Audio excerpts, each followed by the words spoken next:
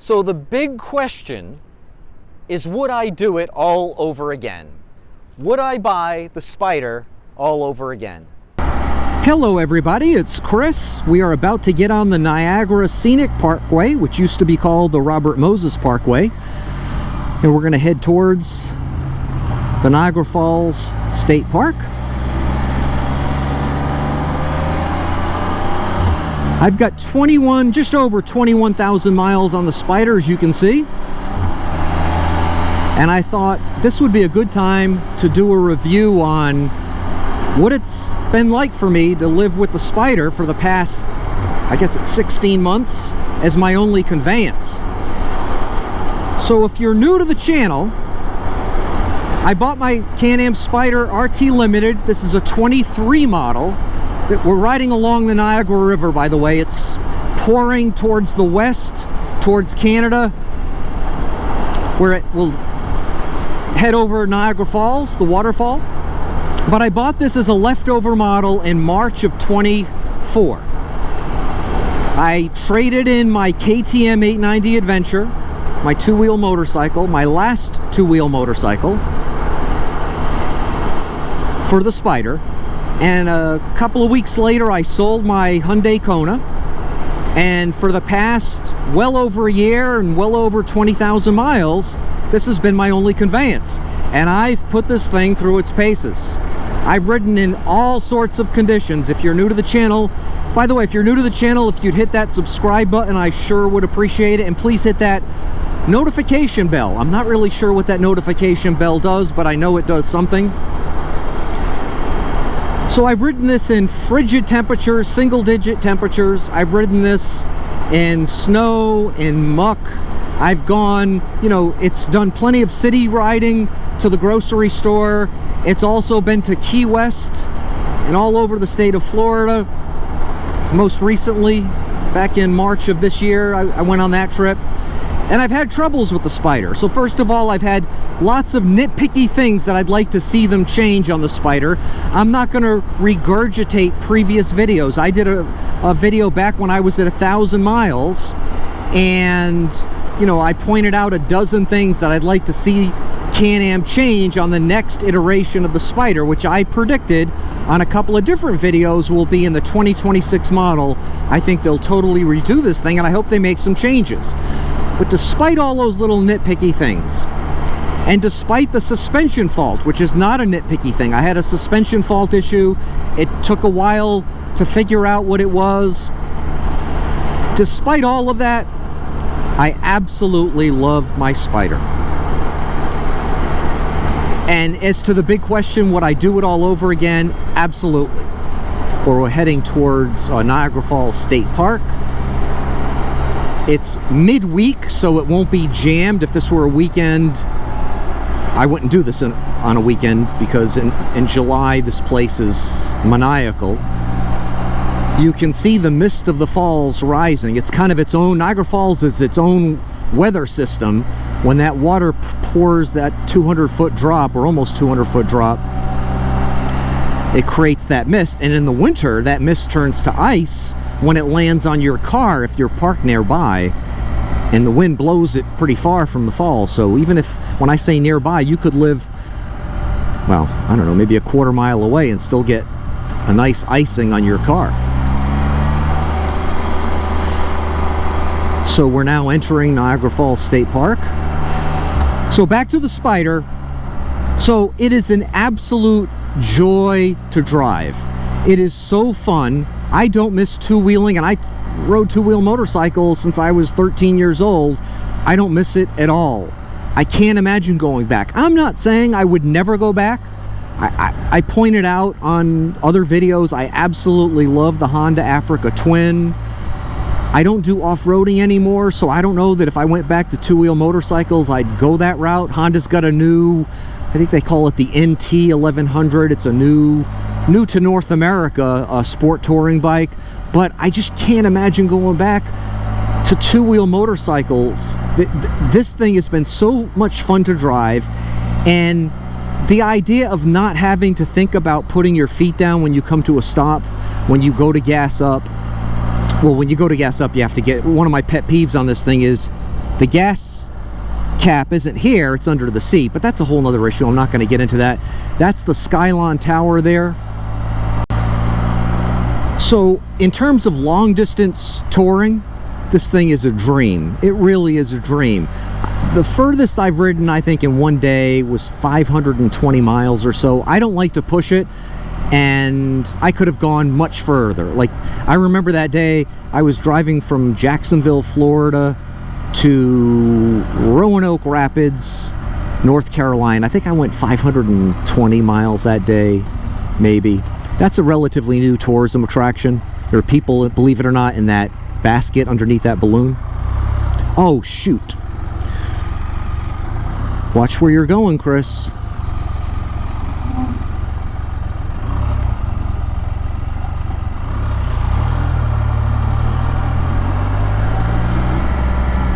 So you get to your hotel and there's like no fatigue whatsoever.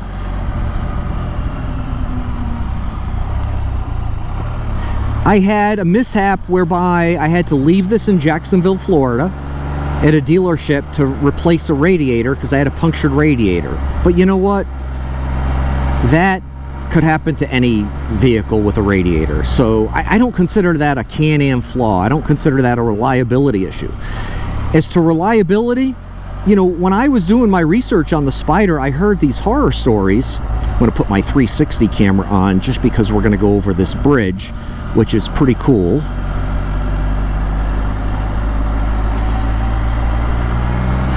I heard horror stories from people who had to leave their Spyder at a dealership for like weeks. So this is the Niagara River, the rapids headed to the falls right there. The beautiful Canadian skyline at night, it's just absolutely awesome. We're looking due west right now. People come to people think about Canada as being north of the United States because it is.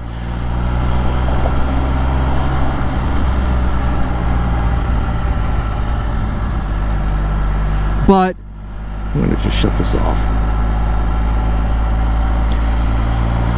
But for some of the border between the United States and Canada on the eastern side of the countries, it's kind of zigzags. The border zigzags. And if you look at a map between Lake Ontario and Lake Erie, basically the city of Niagara Falls, the border is a north-south boundary and Canada is to our west.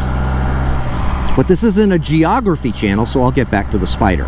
So anyway, there were people that, you know, would talk about on the forums and on YouTube channels about they had to leave their Spyder, you know, at the dealership for a month trying to figure things out. I never had an issue like that. I never had an issue. All of my services have been like where I wait for it at the dealership, and usually it's like a couple of hours. Now, my dealer said regarding the suspension fault, Chris, you need to leave it with us overnight because we want to run a series of tests. And I said, no, it's my only vehicle. I need it. I don't mind waiting in your showroom, but I, you know, can't leave it with you. And I never had to. So this thing has been reliable for me. Despite the little gremlins and the quirkiness of it and the things that pop up, the things that I wish like Can-Am would change, I never got stuck on the side of the road, and I was worried about that.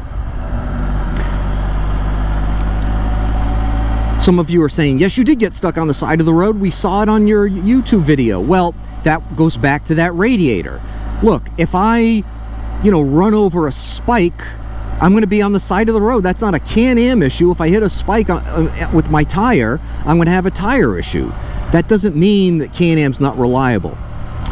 So there you can see the plume of that's the mist coming up from the falls. Niagara Falls, Horseshoe Falls, I should say, which is the Canadian Falls is right there. The American Falls is right there. 90% of the water that falls over that waterfall we call Niagara Falls comes over Horseshoe Falls, the Canadian side, right there. We're on Goat Island right now.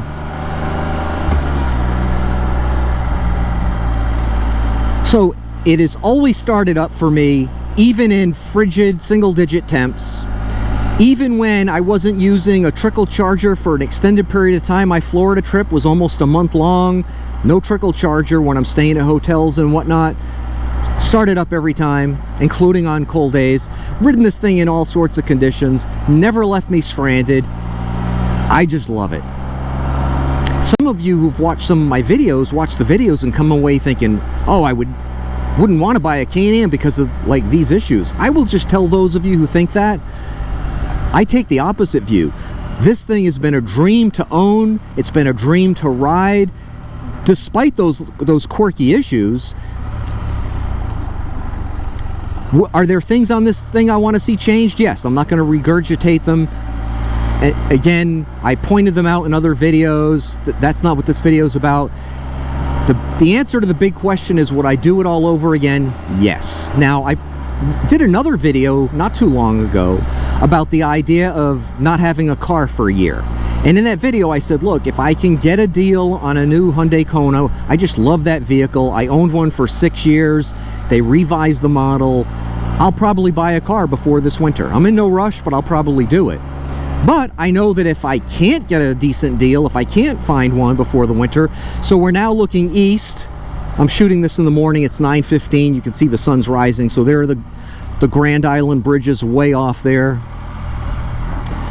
We're at the eastern tip of Goat Island. But the idea of not having a car, it's been a great experiment. I've said this many times. I do not recommend it to anybody. You know, there are hardships when you're having to take the Spyder to the grocery store and it's, you know, 9 degrees out. But I have no regrets because I've had a lot of fun with it. I think it helped this YouTube channel. I think a lot of you got a kick out of some of the crazy rides we've been on. But it shows you, despite all of that stuff, this Spyder just has never let me down. I'm going to pull in here for a moment.